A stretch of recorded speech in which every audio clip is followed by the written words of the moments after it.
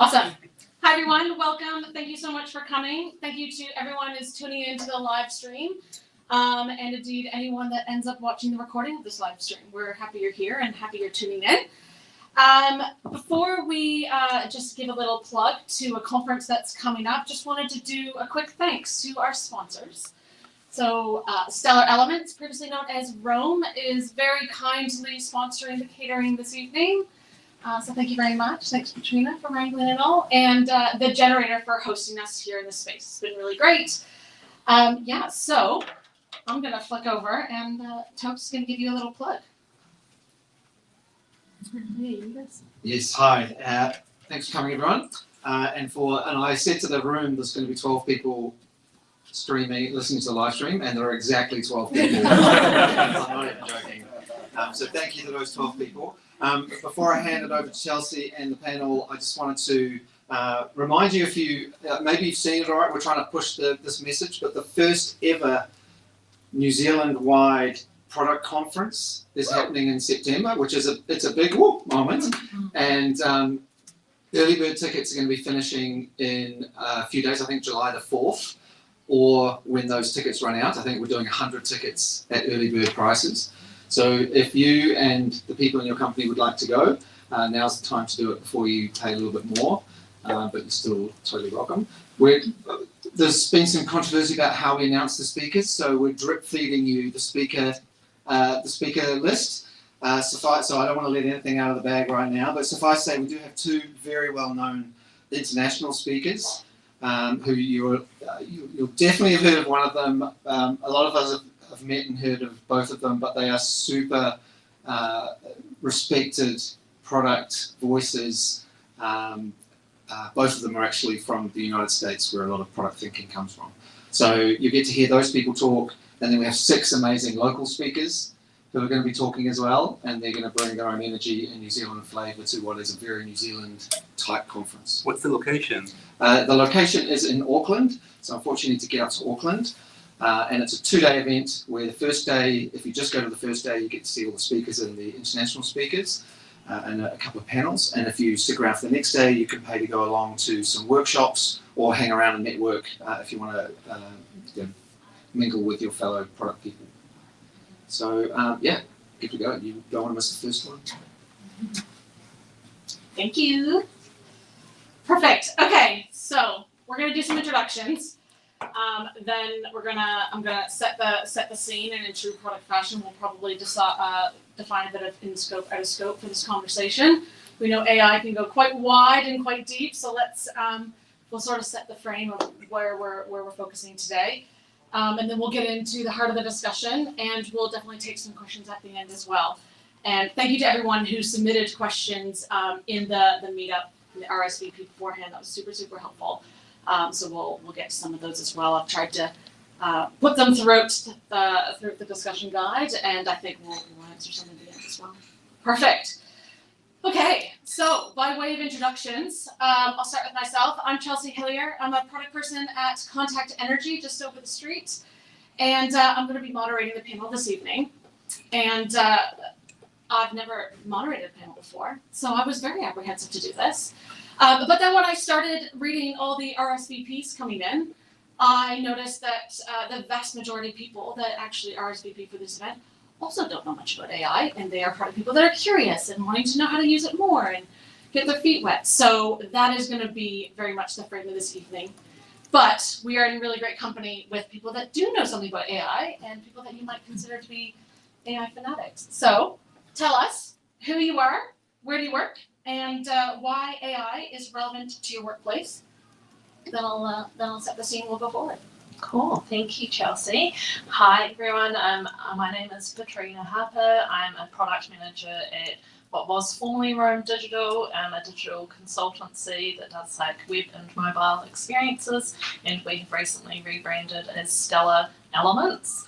I've got a t-shirt so that's easy for people to read than for me to say. And why is AI relevant to me? I literally spend almost all of my day talking about AI, researching stuff to do with AI, Not all my days are like this, but I thought it was very apt that in the lead up to this event that like I am actually just overwhelmed by the letters, so I can't wait to talk about AI for another hour of my day. Hello. Hey everyone, I'm Charlie, one of the product managers at Atlassian. I lead a team of PMs across the automation platform. AI, I guess, is relevant to teams across Atlassian because Atlassian software is really about enabling teams, and we see AI as something that has huge potential to change the way teams work. It's something we've obviously been investing in with things like search and recommendations, but now we're really looking at how we can bring generative AI into our products. In my area, automation is one of those places.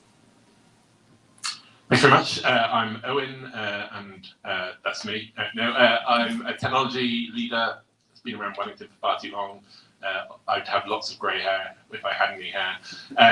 I've led engineering teams in product companies for 25-ish years, from zero through to now. I work in the wellness space, working with hairdressers and salons. As you can tell, I really use the services of my customers. But really, I'm investigating AI and really working out where the boundaries are for a product engineering team and where you can leverage them and where you can't, and also, trying to be safe around how we not spill all of our data into the ether. That's me. Kia ora koutou, I'm Bianca. I got my first product job almost 20 years ago, as apparently you can tell from that hair. But I also did a master's degree in AI in 2007. So that was a time that was called the AI winter, because it was before Jeffrey Hinton published this groundbreaking paper on deep learning. And so then a few years ago, I started doing my PhD as well to kind of catch up with everything that's been happening in the field. So I'm looking forward to a great discussion. That's awesome. Thank you so much. All right, let's set the stage a bit. But before I kind of go into what we're going to be discussing, I mentioned the RSVPs earlier, and one of the questions, if you remember, was what is your favorite AI product that you're using? And overwhelmingly, I saw ChatGPT. So by way of hands, I just want to let's just play a little game here. Who has used ChatGPT in June? Okay. Who's used ChatGPT this week? Who's used ChatGPT today? Is there anyone that's used GPT since 5 p.m.? Have you actually? That's amazing. Okay, maybe you were busy. You're on your way here, so that's cool. Okay, so this evening we're going to be discussing how AI is influencing the way product teams work now, currently, and then how that might evolve into the future. Some practical applications, hopefully, of how product people could get started integrating it into their workflow and into their teams, and some considerations when doing so. We'll touch on ethics and things like that near the end of the discussion as well. So it's a really interesting part of the frame. We'll try very hard to steer clear of conversations involving existential threat to humanity and deep, highly technical holes that are very, very detailed and very, very technical. I just, to remind everyone that this is for product people that are not highly skilled or did master's or thesis on AI or machine learning. So that's a bit of framing for us. We hope tonight, if we're successful, you'll have a few ideas about how to start using AI and some consideration, and maybe feel a little bit inspired when you leave. All right, Owen, I'm coming to you first. Because you've recently been heard to say that you hate, very strong word, that you hate the term artificial intelligence. So tell us, okay, why do you hate it, and can you just define what AI is? Oh God, okay, that last bit. So the phrasing I used was I really dislike the term artificial intelligence, and I much prefer we use statistics at scale. Was really what I wanted people to understand, because the I in intelligence is not there. We're not artificially generally intelligent yet. ChatGPT has no concept of what it's saying to you. It is a great big autocomplete. It speaks with the authority of a white man like me. I make it up all the time, and everybody believes everything I say. So it hallucinates, right? Like you've got lots of things like hallucination, authority. It doesn't have a concept that we have of self-awareness or, an object, like real-world object understanding. So to call it intelligence to me feels wrong and also frames the problem wrong.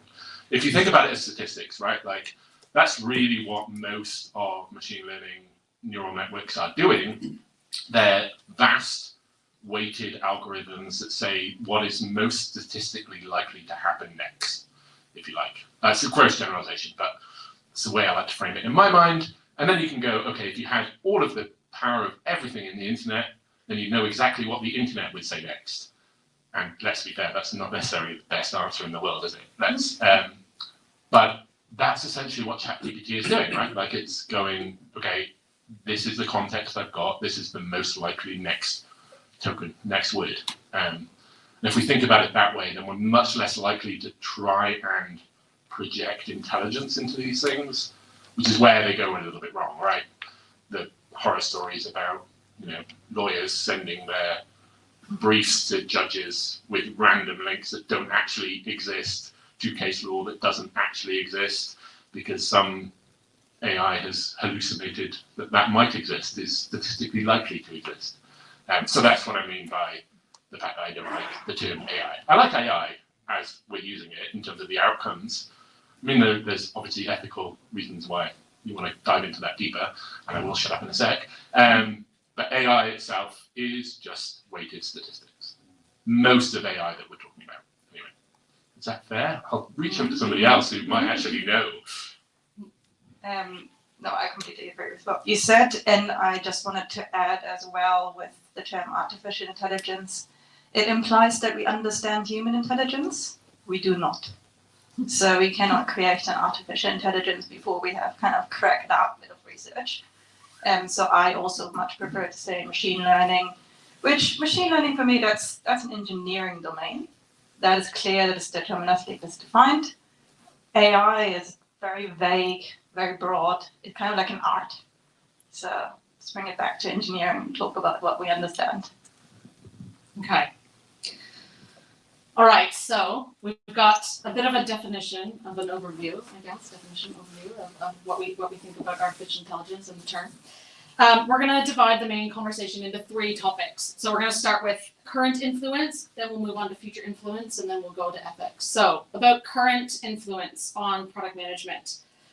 Can any of you, either of you, if we're thinking about the product life cycle, we've got strategy and defining goals, and we need to discover more about our customers and our opportunities, and we develop, we release, all that sort of stuff. What's a current use case for how you or your product teams are currently using AI throughout the product life cycle? I want to hear what Katrina was doing at 5 p.m. with ChatGPT. But super quickly, for our product teams, I guess we're using it to supercharge some of the stuff we're already doing. So all of those existing things in the product toolkit. So whether that's things like ideation, using it, like if you're thinking about divergent or convergent thinking, can you use GPT to kind of broaden out the scope of how you're approaching a problem, or even kind of broaden out the principles by which you're approaching a decision. So just kind of introducing an element of almost sparring. I'm sure like product sparring is a concept that we're all familiar with. We actually had a colleague come up with a proof of concept for strategy sparring, like a prompt that's saying, pretend you are a person in this company, in this situation with these kind of broad strategic goals, give feedback on this strategy, and kind of start to have this kind of sparring happening with GPT. And so I think it's not necessarily about changing how you work, but speeding up. Okay. So is that about you have a position on something and you're asking it to challenge your position and to have that conversation with you? 100%. So pretend you're a highly strategic employee of X company in this environment, give feedback on this. I guess it's just a more advanced version of using GPT to kind of refine your writing. So I think for me personally, using it early on, so for those ideation and kind of like divergent thinking, but then at the end, when it's stakeholder communication, like I think working in a big organisation, that's one of the most time-consuming aspects of a role, is kind of communicating the same context in a way that's appropriate for a whole bunch of different stakeholders. And I'm sure everyone understands that when you're way in the detail, you've thought about the context of something, for so long, it can be hard to jump back out really quickly and pitch that communication to a particular audience. So I think like generative AI is an incredible tool for being able to synthesize something down or expand on something for a different audience. Yeah, that makes me think like probably like 5 years ago or something, this would have been really handy when I was like navigating, like learning how to talk to the stakeholders, and you are down in the details, and I can absolutely recall at least one meeting where I'm like blah blah blah about a certain feature, and the stakeholder's like, Patrina, what's the overall thing that you're doing, please? Like that would have been really handy. So in my current role at the moment, we're often, so as a consultancy, we're like working with different clients. We're across APAC and the US. I'm often having to like upskill quite quickly on different industries, different regions. So I use it very heavily for research at the moment. We are looking at like opportunities for clients as well. So in trying to like work with tech teams and understand what they are talking about, I also use it for like jargon deciphering. Just like explain to me when someone's saying to me that we're going to use an LLM to do this, blah, blah, blah, like I'll copy and paste a sentence, like please put this in plain English for me.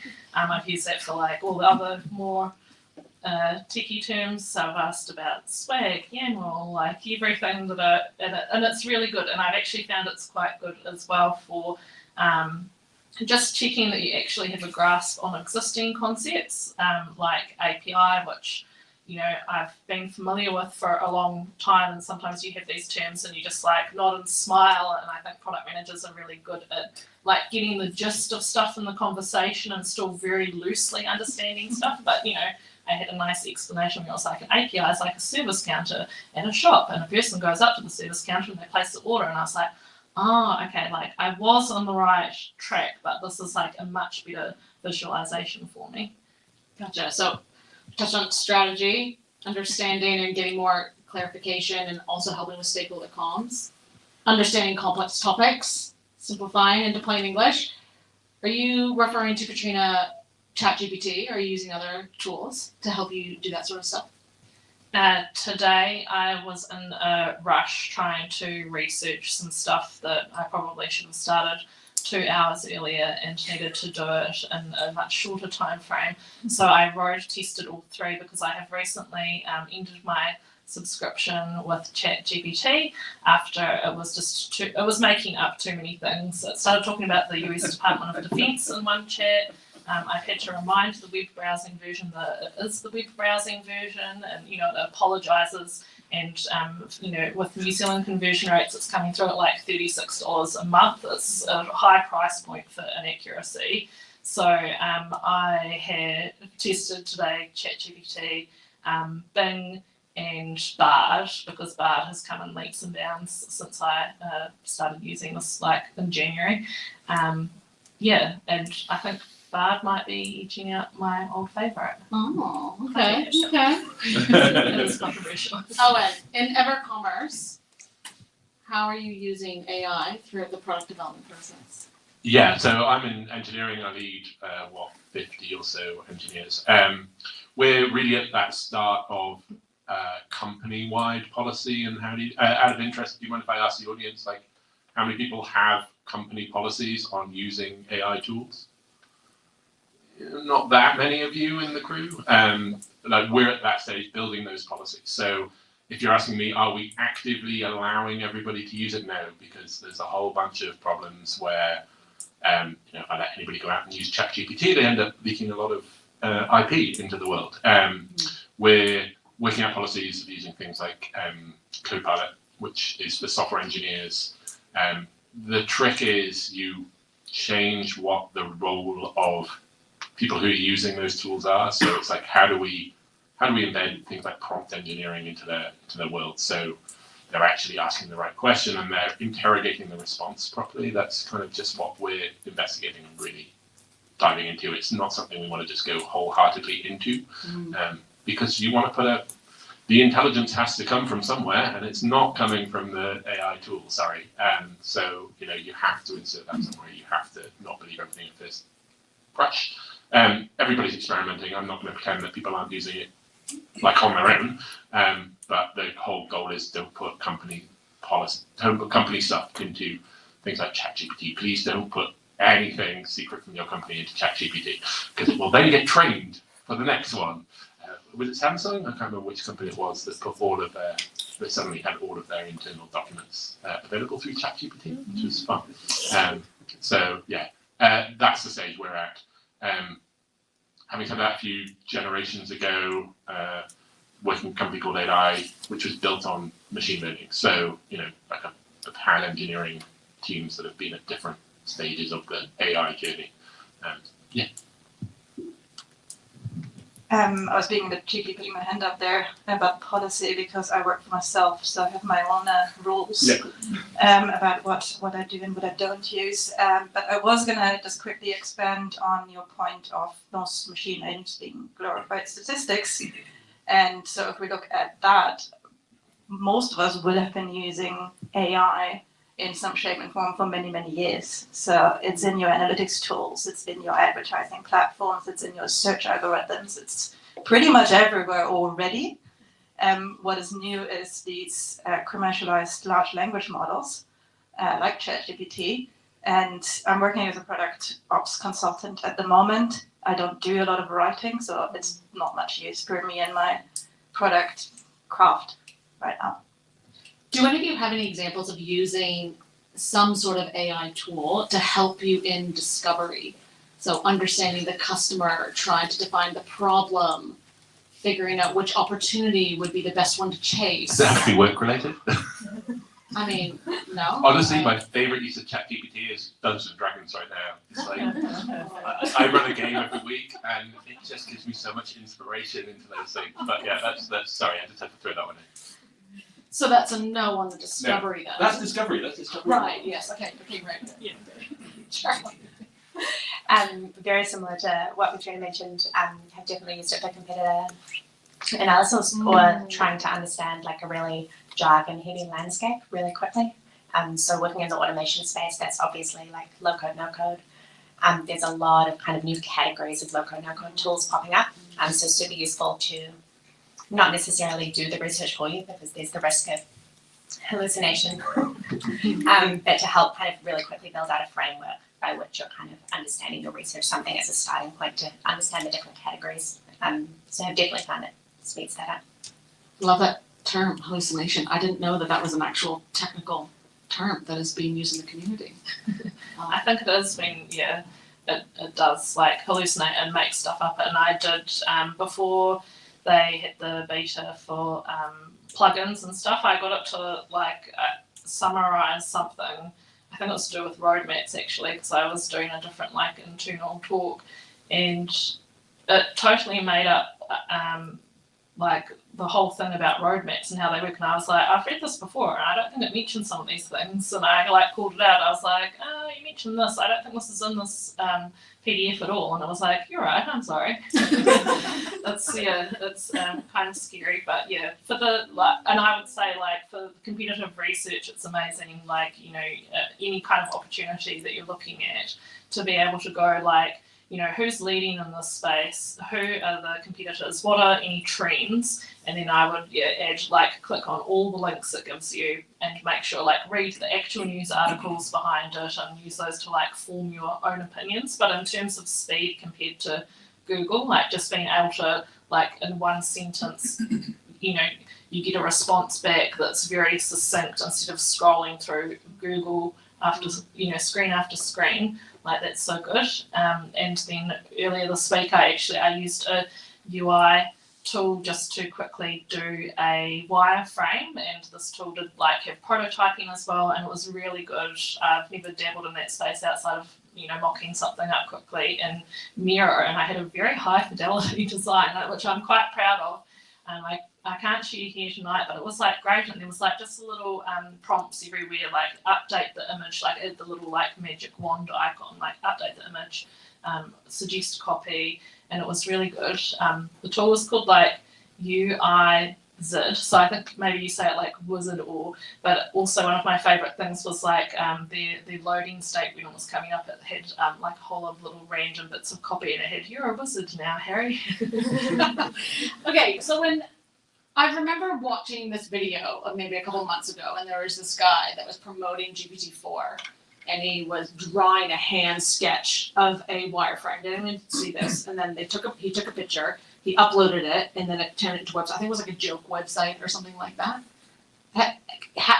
Can you actually do that now? Is that like a feature? How can you create prototypes with AI? Because I'm just thinking, you know, the quicker we can get an idea in front of a customer, then the quicker we're able to start validating, you know, problems and other sorts of things in discovery. So how do you use AI to build a prototype? Yeah, I will hand to someone who may have built a prototype, but I did ask after great. After you raised this question, and because I was like, yeah, that was in the demo, and you can't do that with ChatGPT. So I asked ChatGPT, and it said, no, you can't upload images to me, but you can do all this other stuff, and it gave me a comprehensive list of instructions. So I think it was just a very good sales pitch for the future, but I'll hand time. Yeah, from my experience, ChatGPT, you can ask it to generate code for you and do code to do certain things, and it will do a generally okay job. If you're an engineer, you can kind of pick out the bug somewhere. The one thing I will say is no matter what it says, if you say it's wrong, it will say, I'm sorry, I'll go back and try something different. It has no concept of whether it's right or wrong, so much so that you can tell it that 1 + 1 = 3, and it will start rapidly that 1 + 1 is 3, because you'll tell it you're wrong all the time. But if you can say, hey, can you generate me some React code that will put an image in the middle of the page, and that this is the URL to the image, and what does that React code look like? It will totally generate meaningful code, and usually it will work 90% of the time. Yeah. So then you can take the code, and someone who knows how to use code can then turn it into something that. Yeah, totally. You can run that. Like you can then ask it, okay, how do I put this somewhere that will run, and it will give you some node code that you can you can go through that path as if you were talking to somebody. You know, like, hey, I'm a monkey. Tell me how to do this thing. But my only caveat to that is there are huge flaws if you blindly follow those things. So this is a massive security risk that we're now sitting on. Like there was a good exploit that was published last week, I think it was, where because of mass hallucination, because the GPT-3 can hallucinate. Sorry, I'm going to use the term NPM package. Does anybody know what that means? Okay, a few of you. So basically, when you're writing code, you can pull code from a repository called NPM. It will hallucinate packages that don't actually exist.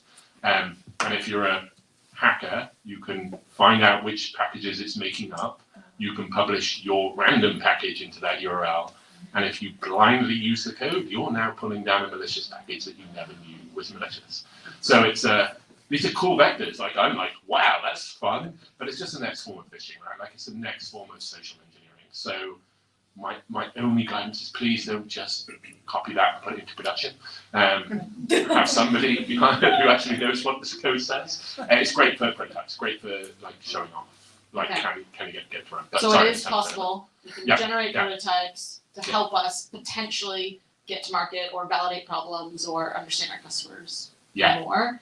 It sounds like you need a bit of technical knowledge to know what to do with the code when it comes out, but there's other areas of discovery that we could be using it for. I've got friends who are non-technical who have literally gone through the process of, okay, what do I do next? Yeah. Like you've given me the code, what steps. do I do next? Okay, copy it into a text file, put it here, write this. So you have to be no, you just have to keep asking questions.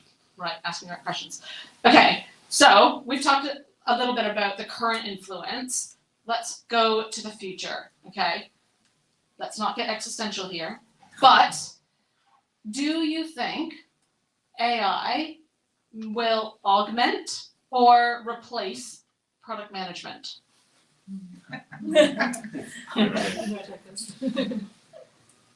any takers at all?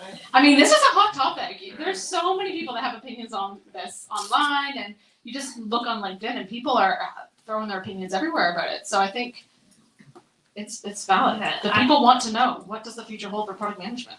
I did write some like concise notes on this because I'm like massively on one end of the Myers-Briggs scale, on the extrovert end, so I will just talk almost like ChatGPT. But yeah, I was thinking, it's more like about how does our profession evolve. So we've already been in like the jack of all trades space essentially, but there's like a lot of variety. So, you know, in this industry, like you can find roles that like match your strengths and your personal preferences. But from the perspective of like guiding teams and guiding stakeholders, I feel like, we'll still be needed to help like facilitate things along in the right direction, at least for like a little while. So I don't, augment for now, sure, like definitely it's super helpful in our roles and speeding things up. Like most people are very stretched, they're working on a scale usually. Like in my job, I'm able to just be a product manager. I don't have to do delivery as well, but it's not the case for everyone who is working like end to end from product to delivery. You're so stretched. Right now it saves you time. Like I guess like what's next? Who knows? Because it's evolving very quickly. Efficiency. Charlie, what do you think? Yeah, I would agree that like the roles in a software company are always changing, and product is no different. So I don't think AI specifically is going to make PMs obsolete, but I think anyone who works in tech should be open to the idea of their role changing. I mean, is it Airbnb this week? Yeah. They're kind of reconsidering what PM roles look like for them. Isn't it? So the Airbnb has changed all product manager roles to product marketing managers because they're recognizing that product managers can't just develop software. They need to be aware of the market and the people and the humans that they are building them for. So that was a big, bold move that they've made. So interesting to see what happens there. We had a question online related to this by someone who's really clever, and they've asked that the real question is, will we all become product managers? Because who needs designers and engineers with AI? And the smart thinking about how does it fit with my context right now, the strategy we're talking about in the boardroom, that ChatGPT has no idea what we're talking about, what our context is. That's the stuff that's valuable, not the AI, not the engineering. Hey, I'm valuable. So the question is, actually, are we all going to be product managers, and what happens to our designers and engineers? So my answer to this is not with LLMs, like large language models, no. The thing that everybody in AI research is really talking about is AGI, artificial general intelligence, right? Like the point where we actually get a thinking machine. If that happens, then who the hell knows, right? Like that's where. But are we going that way? Like I'm jury's out, right? Like LLMs might not lead that way, and I certainly don't think LLMs will remove the intelligence from like the need for us to be intelligent engineers and designers. Because you've got to sense check that. I think what we will end up with is new roles, new ways of working. We're all going to have to learn to prompt engineer a little bit in our roles, working out how to ask those questions of dumb machines with statistics behind them, and get really good results. And then how do we get really good at scrutinizing the result? And there's going to be a lot of crap out there. There's going to be even more crap on the internet than there ever was before. Sorry. That was a real downer, but I think it can be really a good productivity tool. Like I love it from an engineering point of view. I've done lots of coding with like Copilot stuff. It takes away all the crap that I don't want to do and allows me to focus on actually solving the problem. Sorry, that was the engineering. Actually, really interesting. What do you think, Bianca, about the roles on a product team? How are the roles on the product team going to change? Who's going to be standard? What kind of role and what kind of skill set is going to be standard on a product team? Because of AI or because of just general evolution? Both, I guess. I agree. Like product management didn't exist when I became a product manager, so less than 20 years ago, or at least it didn't exist where I was working. Product operations, which I'm doing now, wasn't a thing a couple of years ago. So of course there's going to be different types of roles. But machine learning or AI, it's another technology out of a suite of technologies. As product managers, we pick the type of technology that is fit for purpose for our day-to-day tasks. And we have been doing this already with these less sexy and kind of impressive tools, and we're going to continue to be doing that in the future. So I don't see very much changing at all. As to AGI, we didn't want to get existential, Sorry. but it's nobody knows what it is. It's not defined. It's not scoped. So there's absolutely no way of knowing if and when and how we're going to get there. I heard an opinion recently that a research scientist is going to be a standard role on all product teams, and that we're going to be able to run very sophisticated, smarter ML models to help us in the early stages of defining our product and validating need and figuring out where the value is. What do you think about that? And how would you feel about a research scientist being a standard product team member now? I think right now, if you have a research scientist on your team, you're probably very lucky, but I wouldn't consider that to be standard. I mean, I would obviously love that as a research scientist. But no, I think this is actually the one big positive I see about this current massive hype, is that everyone's learning a lot more about artificial intelligence, about machine learning, and also people are asking some questions around it. And that's super, super important, because this is very powerful technology. And so, yes, a research scientist, like a human ChatGPT, you can ask questions and you get correct answers back. That would be awesome. I think there's also the possible path where technologies like OpenAI and sort of these really accessible APIs, which Katrina can explain to you after. These really accessible APIs mean that there are some organizations where it doesn't make sense to invest in their own data capabilities, and you have these really commoditized, I don't want to say low value, but sort of not particularly integrated into the rest of the product kind of commoditized features. So any kind of feature that's around generating new content, just using a readily available API, I don't necessarily think that kind of feature set is going to require every single product team to be investing in their own data capabilities. So I think we might see teams change on both sides of the spectrum, some with more investment and some with less. Interesting. How quickly is the landscape changing? It feels like, I know we say, AI has been around for a long time, but then recently it just feels like leaps and bounds, moving really, really quickly. So what are we talking about here? How fast are things changing? I mean, in terms of artificial intelligence, machine learning and those tools have been around for a significant amount of time. I still remember Rod back in 2008, I think, saying, we'll put machine learning to work on your accounting data and we'll totally suggest what you should be categorizing everything to. That was a while ago, let's be fair. It took them a long time to get anything out of that idea. But what has accelerated within the last 6 to 12 months is LLMs, right? We've had OpenAI and a few other tools and Google, really put compute power and scrape an awfully large amount of data into these large language models, and it turned out that it worked. It was more or less a suggestion, what happens if we put machine learning over such large data sets? And we've had companies that have been funded to do that, let's be fair. Those companies have spent billions of dollars on compute power to train these models. And that's what's happened in the last 6 months. There's a massive growth in being able to process large data sets into readily available models. So that feels really fast, and that has been fast. ChatGPT isn't that old in terms of the evolution, and it's now ChatGPT 4. They're training 5, I'm sure, somewhere behind the scenes. But the actual fundamentals behind them haven't changed in God knows how long since machine learning was invented. They're all machine learning models that are applied over a vast neural networks. The AI, it feels like such a big, overwhelming topic.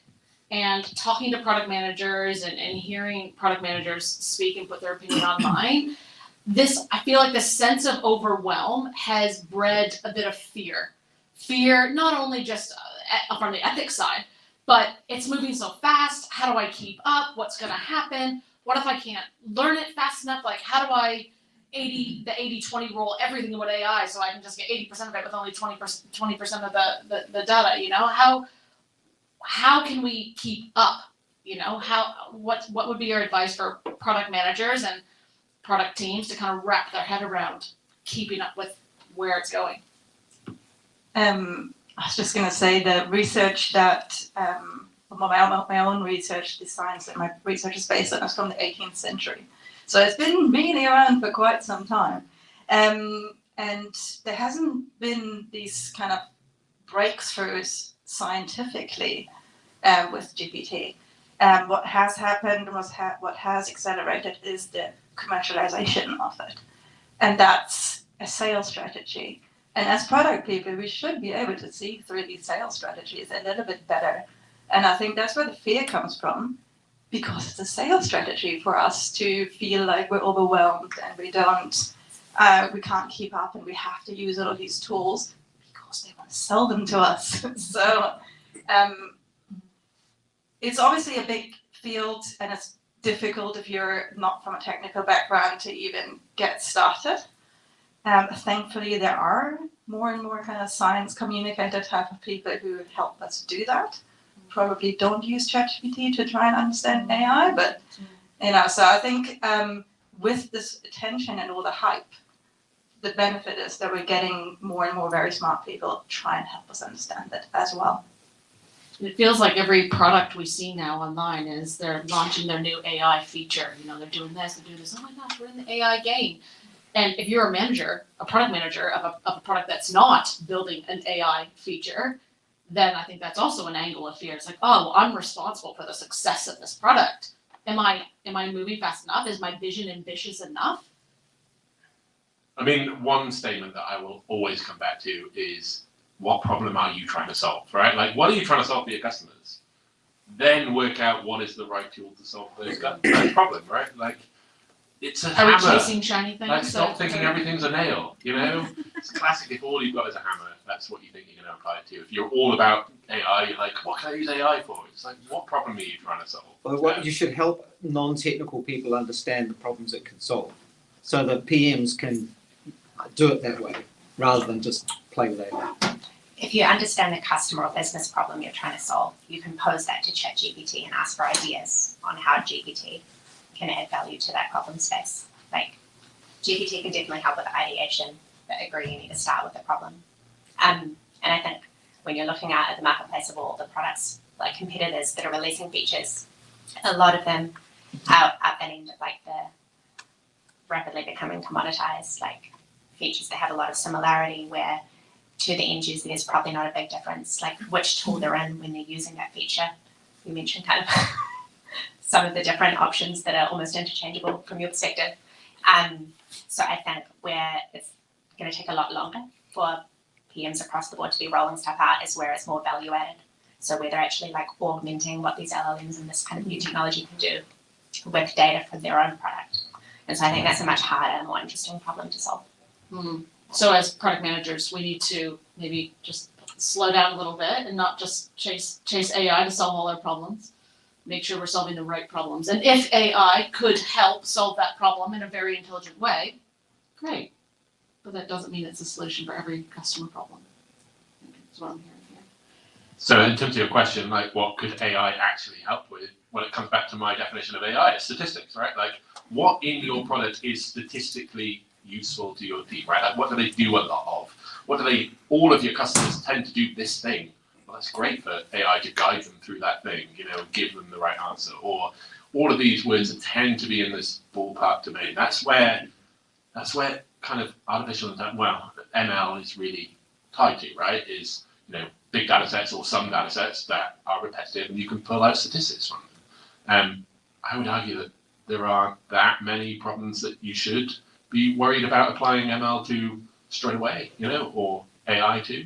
I think there are some value add, but they're not core value, I think. I think they're on top of, or they're shiny, or, you know, they're they're like, yeah, okay, I'll stop because that's very personal opinion. But Can you feed like these AI models small data sets? Say I've got a service desk and I've only got a few thousand examples of answers they've given to my customers, and I think I can use AI. That's a very small data set, but can I still use AI to help? you totally can.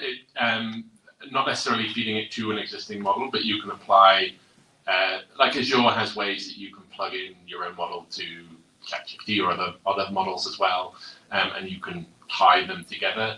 A lot of it's in preview only, so it's not necessarily readily available. But that's really where I think some of the future will lie, is how do you create your own smarts, the things that you know, and then put that over the top of really generic advice that comes from these large language models. If I think about like a law firm, for example, it would be great if actually a law firm knew what case law was and actually where the repositories are and actually what links are, rather than just generically, oh, that statistically looks like an answer to that question that you gave me. So I think, yes, you can. It kind of depends how, it's all about data, right? Like it's all about how well you've got that data, how well it's placed together. I'm not an expert on building models, so I'll probably stop my answer there and hand over to somebody who might be. I'll do this very quickly because we don't want to be technical and I can tell you more about it, but my question would be, why would you use neural net for this? Because neural net, the data that goes into training neural nets is stupid.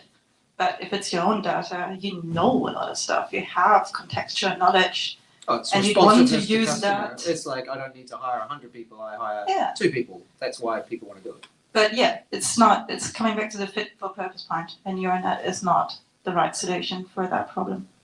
I don't know what a neural net is, but I think that I thought AI could help me augment human interaction with customers with repetitive answers. That's right. Yeah, Yeah. just use a different machine learning technique for that. That's what I'm saying. Neural nets is large language models and all sorts of other approaches, but there's so many different technologies. Just because OpenAI screams the loudest doesn't mean they have the best solution. Okay, we've touched on a bit peppered throughout risks, ethics, and considerations. But let's go. Topic 3. So Owen did ask earlier. So can you say again? Who has a policy that they know about their business about using AI in your workflow? Okay, very few people. All right, hands up.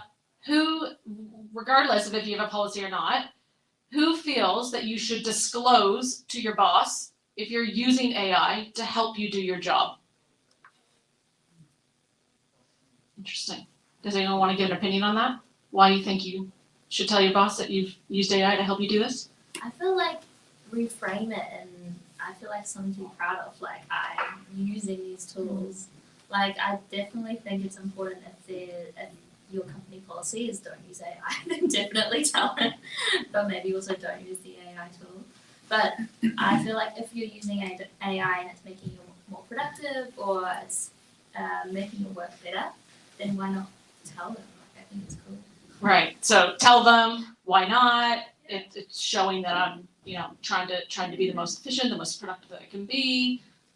Cool. Well, and one thing I would add as well for anyone who's working in like a tightly secure environment is like you do have AI in a lot of existing tools. A lot of the bigger companies obviously are investing in this space. So, there are tools at your fingertips that are approved by your security teams that you can use. So, and actually I did want to I was not going to get into the ethics part of this. It's above my pay grade.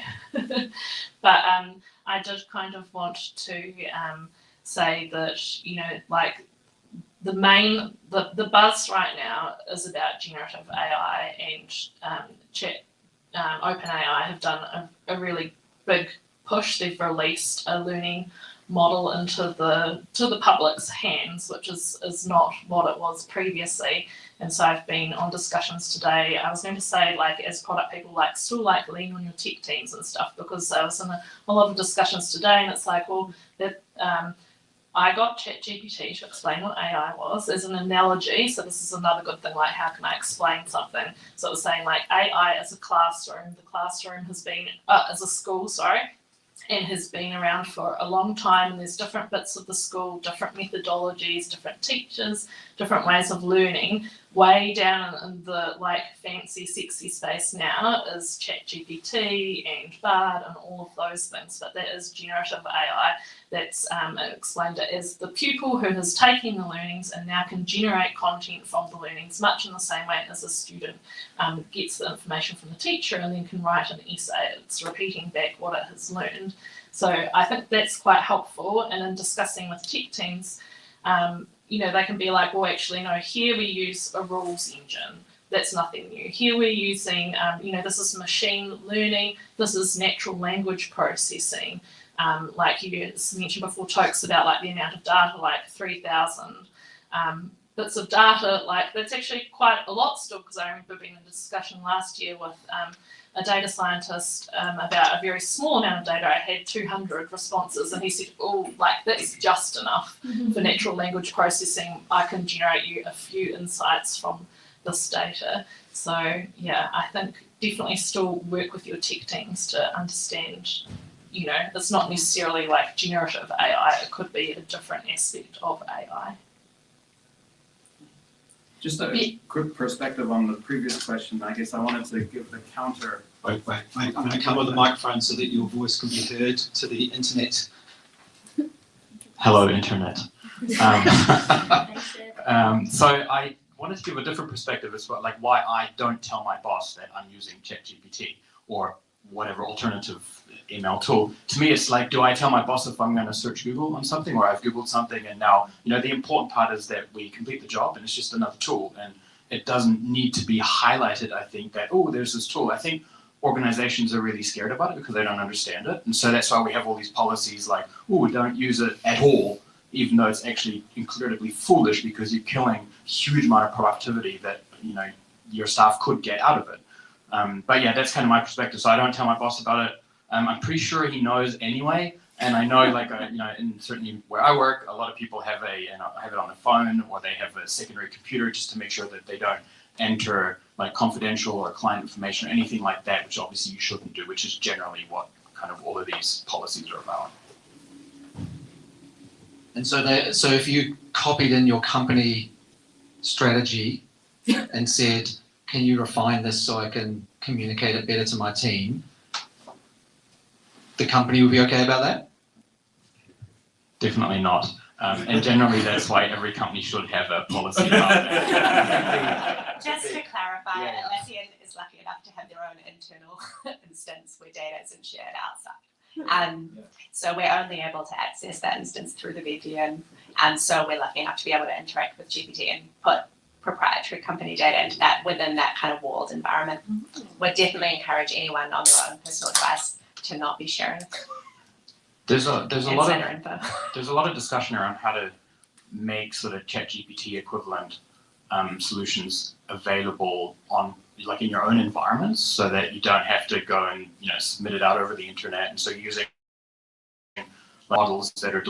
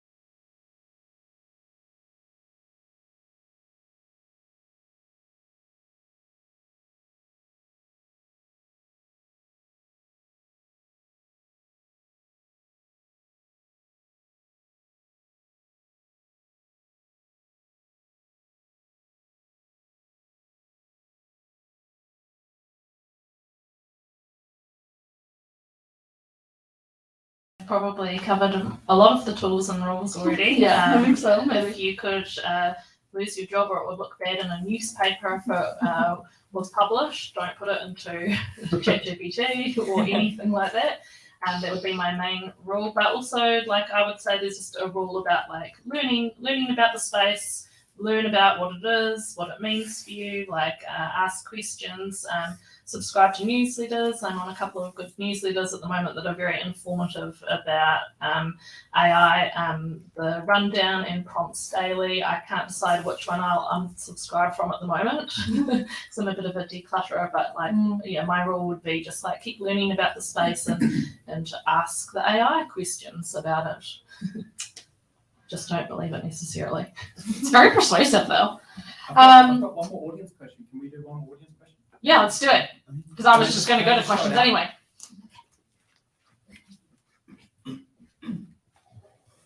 Cool, thanks, Katrina. Okay, I just wanted to ask the panel. We've talked a lot about like large learning models and text and whatnot, but what about images? And I was curious, like for example, at Atlassian, do you guys use like image generation or anything like that at all yet? I'm assuming you will at some point. Not in my immediate area. That's not to say no one's thinking about it. They're not within the automation platform currently. Can I ask a question? Yes, of course. Can I ask a question about the human cost of AI? As Owen points out, there is zero intelligence going on here. They're massive correlation machines. They leverage human learning to do it.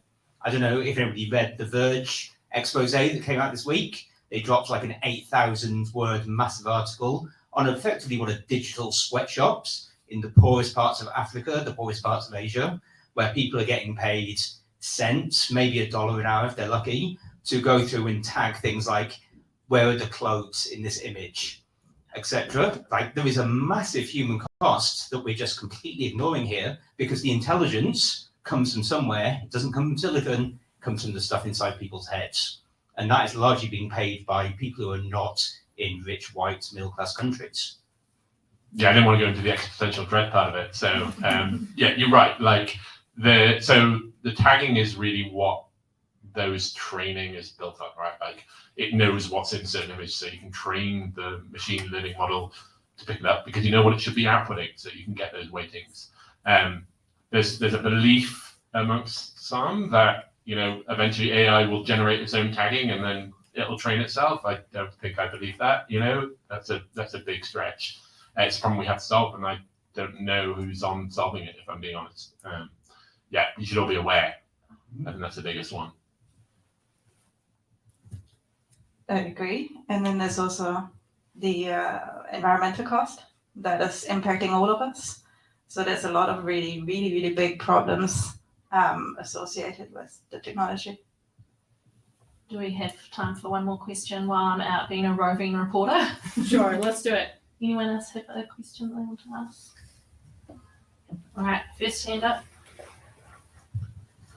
Well, probably one statement. I think what's kind of happened over the last 6 months is we've had this convergence of AI being a big thing, whether it's being marketed or sold in a big way. And we've had these big tech companies just lose huge valuations, right? And even here locally with Xero, we've had 800 staff, or up to 800 staff, where I believe like 600 of them are coming from here in Wellington. So it's probably freaking a lot of people out. I think what's interesting is, because I think Stellar elements are from Denver. Where there's offices in the US. Yeah, US. Is like everyone on the panel, correct me if I'm wrong, are all from overseas companies. How does sort of New Zealand Inc. or even something a bit more local here, Wellington Inc., learn how to get up to speed with AI quicker? Is it as simple as, we learn, we have R&D time, or do we tag people in from overseas countries or overseas places?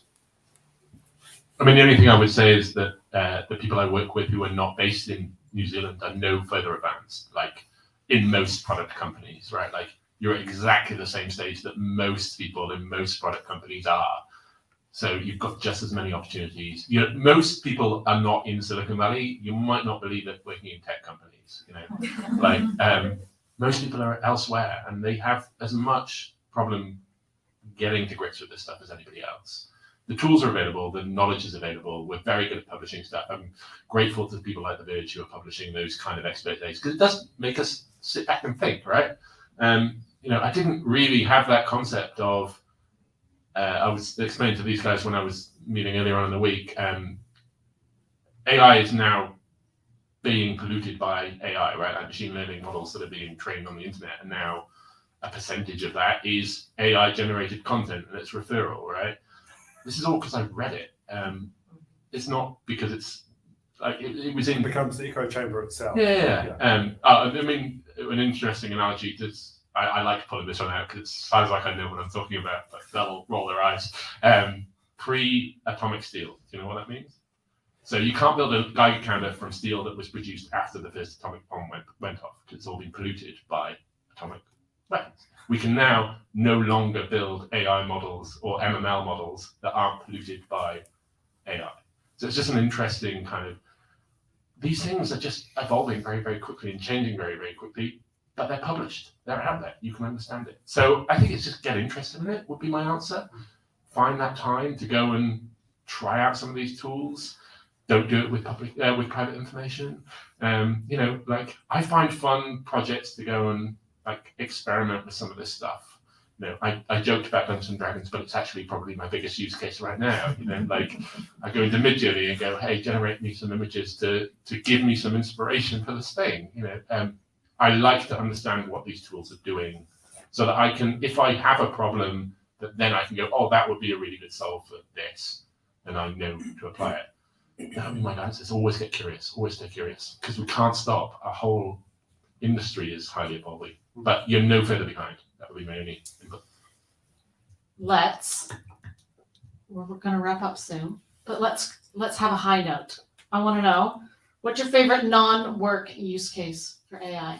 Dungeons and Dragons, we got it. This is a use case from someone else's workplace. Okay. But my favorite GPT story is an engineer got an email from a sales guy who said a customer had been asking for this feature for a while, so he's just generated the code in GPT and sent it through. If you could just deploy it, thank you. And that brought me a lot of joy. But also our pub quiz master generated some questions with GPT, and it was a very controversial round. Excellent. Do you have any non-work use cases for AI? Does my research count? No. I do not. I do not have any use for these large language models or any other tools in my daily life. Not at all. Katrina, I know you've got some. So many. I could probably talk about this for way too long, but I am really bad at getting inside my own head, and I actually find ChatGPT is it's a good person I can annoy that's not my husband with inane questions tell me about this, what about this? Recently I got random anxiety after a really bad flight into Wellington that actually spooked me. So it was bad after a lot of flights into Wellington. I finally got spooked. So I was like, tell me about plane safety. And it reassured me. It gave me a mantra that I could say on an airplane. And I did it on my most recent flight. And I was calm. So yeah. I am safe. The plane is safe. The flight is safe. And it actually proved out to be very fortuitous because on the way into landing, the pilot came on and he said, we're experiencing crosswinds. So when we come into land, we may decide to change our minds. If this happens, there'll be a loud engine noise and the plane will pull up suddenly. And I was like, oh my God. But I did the mantra, everything was fine, the pilot landed, it was good. Did you all clap when Yes. Okay, as promised, I don't know if anyone remembers, in the meeting invite, I said free coffee for a week for anyone who has the best AI life hack. Does anyone in the audience have a life hack from AI that you want to share? Life hack, but I've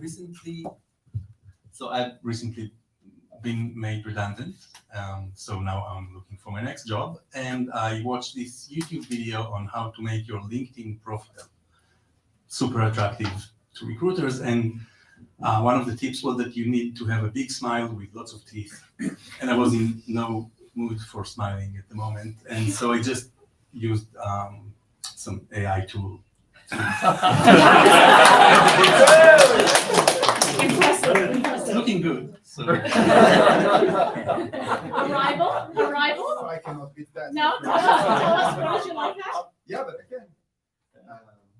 everybody. I really enjoy languages. It's something that I really like. So LLMs are amazing to me. Like, it connects languages and numbers. Those are two cool things. Two languages, if you think about it. But one thing that I really like about it is asking this to give me wrong answers only. So I ask something and I say, give me wrong answers only, and then I revel on whatever it is it comes up with. Yeah, that's fun. Anyone Not else have a useful. life hack? Anyone else who's using AI to do something in your life? It's pretty silly. So I was trying to learn improv, and it's terrifying. It's super awkward and cringy. I was like, I can't do this with a human, so I went to ChatGPT. And I was like, are there word-based ones? Can you role play with me? And then we just like did player 1, player 2, and yeah, it was really silly. But then I was like, I'm sure this computer wouldn't be judging me, right? At home. Learning a new skill. Was there someone back here?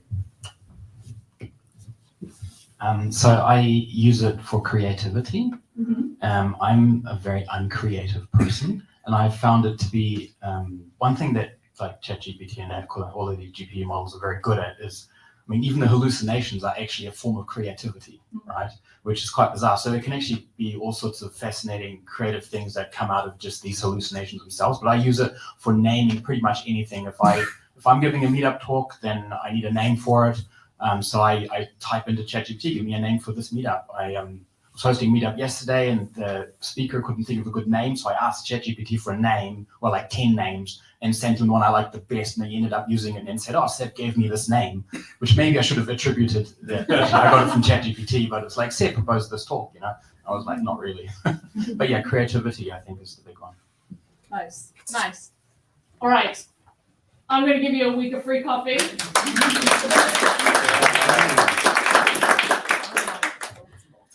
Love it. Thank you so much. This has been really, really interesting. So thank you for hearing all my questions and staying out of the land of existential and into the deep technical detail for all us non-technical folk. That's probably it. Thank you for coming. Really appreciate it. Thank you to everyone here. Thanks everyone who's tuned in. We really appreciate it. And I think we're going to wrap up. And thanks again to Rome, Stellar Elements, for hosting us, and the catering and generator for having us. Thanks for coming, everyone.